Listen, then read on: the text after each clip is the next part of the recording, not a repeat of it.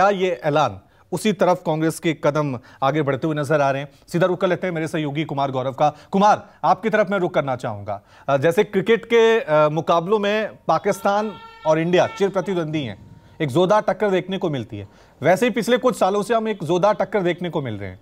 स्मृति ईरानी बनाम राहुल गांधी। जैसे ही राहुल गांधी का कोई बयान सामने आता है, स्मृति ईरानी उसका जवाब देती हैं। लोकसभा में राहुल गांधी बोलते हैं, उनके ठीक बाद स्मृति ईरानी बोलती हैं।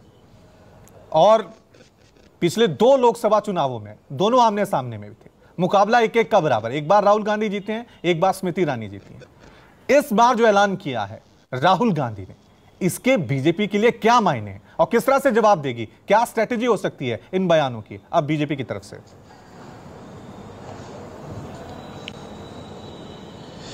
देखिए, जाहिर तौर पे अमेठी की सीट की अगर बात की जाए तो गांधी परिवार का दबदबा वहां रहा करता था, लेकिन 2014 से जब एक मोदी लहर आई, उसके बाद से 2014 में जो जीत का अंतर पिछले चुनाव में 2009 में 4 लाख के आसपास था राहुल गांधी का, स्मृति ईरानी ही 14 में चुनाव लड़ी थी और उस वक्त राहुल गांधी की जीत का मार्जिन मात्र 1 लाख के करीब रह गया था। 19 में 14 से 19 केंद्र में मंत्री रही स्मृति ईरानी और लगातार अमेठी का दौरा करती रही और 19 में वो सीट 55,000 वोटों से जीत गई। यानी गांधी परिवार का जो एक गढ़ था अमेठी 1977 के आसपास से, वो कहीं ना कहीं टूट गया और इस भ्रम को भी दूर किया गया। और राहुल गांधी का 19 में चुनाव हारना अमेठी से कहीं ना कहीं मोटे तौर पर एक कांग्रेस के सूरज का उत्तर प्रदेश में अस्त होने जैसा भी था। लेकिन जहां तक अमेठी का सवाल है, 1977 में से इसकी शुरुआत हुई है गांधी परिवार की उस सीट से चुनाव लड़ने की। और पॉलिटिकल डेब्यू जो होता है, राजनीतिक जो वारिस होते हैं गांधी परिवार के, उनका पॉलिटिकल डेब्यू वहीं से होता है। 77 में आपको याद होगा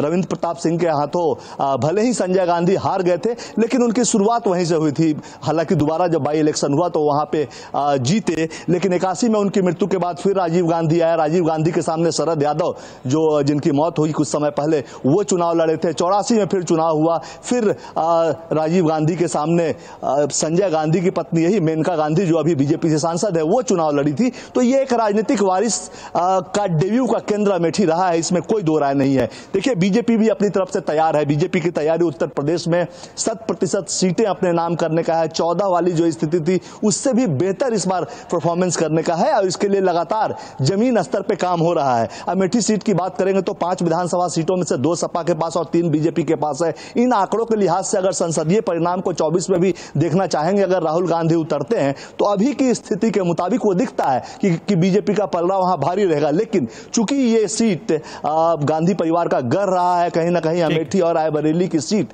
तो जाहिर तौर पे एक चुनौती वहां मिल सकती है स्मृति ईरानी को और बीजेपी को। लेकिन पार्टी उस लिहाज से तैयारी कर रही है। जमीन पे लगातार 14 से लेकर अभी तक स्मृति ईरानी सक्रिय हैं और कहा जाता है कि अमेठी का स्मृति ईरानी को अमेठी ने अपना दीदी मान लिया और ये सीट राहुल गांधी आसानी से नहीं ले पाएंगे। तो कुल मिलाकर तैयारी दोनों तरफ से है। लेकिन हाँ, सवाल यह है, अगर स्मृति ईरानी इस सीट को हारती हैं तो कहीं ना कहीं बीजेपी के लिए बड़ा झटका होगा। लेकिन अगर जैसी की बात चल रही है कि राहुल गांधी अमेठी से और प्रियंका वाराणसी से उतरेंगी, अगर ये दोनों, चूंकि ये कांग्रेस के फ्यूचर हैं और फ्यूचर के नेता के तौर पे हैं, अगर ये दोनों हार जाते हैं, अगर वाराणसी से उतरती हैं प्रियंका और राहुल अमेठी से और दोनों सीट हारते हैं, तो कांग्रेस के लिए भारी फजियत की बात हो जाएगी ये। ठीक है। देखना यह है कि सिर्फ ये बयान है, वाकई कांग्रेस से रणनीति पे आगे बढ़ेगी, ये देखने वाली बात होगी।